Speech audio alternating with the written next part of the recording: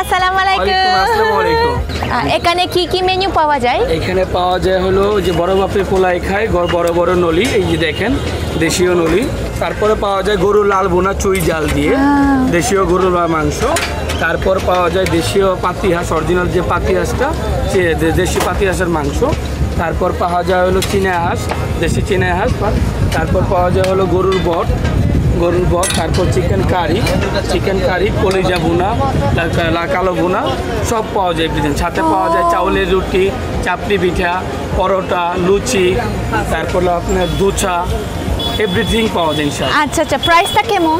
প্রাইসটা হলো আপনার এটা হলো গরুর নলি হলো 200 টাকা পার পিস, যেটা আপনি চয়েস করে নিতে পারেন। গরুর লাল বোনা চুই জাল দিয়ে এটা হলো আপনাকে 250 টাকা প্লেট। আর এটা হলো দেশি চীনা হাঁস পাতি হাঁস 6 পিস দিব, 250 টাকা প্লেট। এটা হলো দেশি হাঁস, হলো 250 টাকা প্লেট 6 পিস। এটা হলো আপনার গরুর বট 200 টাকা প্লেট। আচ্ছা। আর এটা হলো আপনার চিকেন কারি 200 টাকা প্লেট। আচ্ছা আচ্ছা আচ্ছা, তাহলে সব কিছু একটু একটু করে আমাকে প্লেটে দিয়ে দিবি? জি, আপনি টেবিলে বসেন, আমি টেবিলে খাবারটা দিচ্ছি। ধন্যবাদ।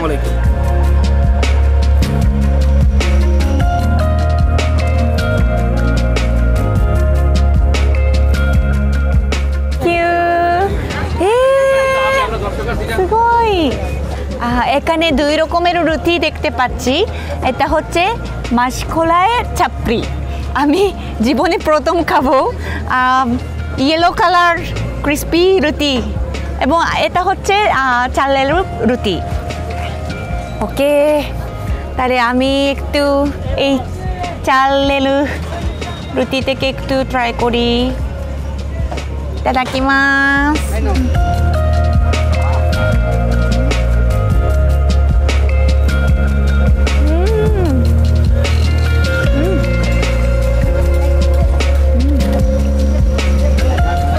রুটিটা অনেক সফট, ইয়াসাশি আজি, অনেক দয়ালু। আর এটার সাথে একটু এরকম একসাথে খেতে খেতে খুব ভালো লাগছে।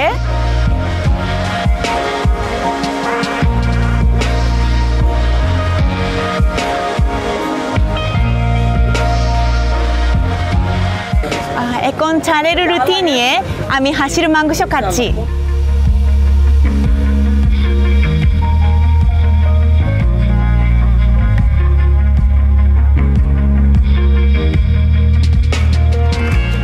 চালের রুটির সাথে হাঁসের মাংস খেয়ে খুবই ভালো লেগেছে।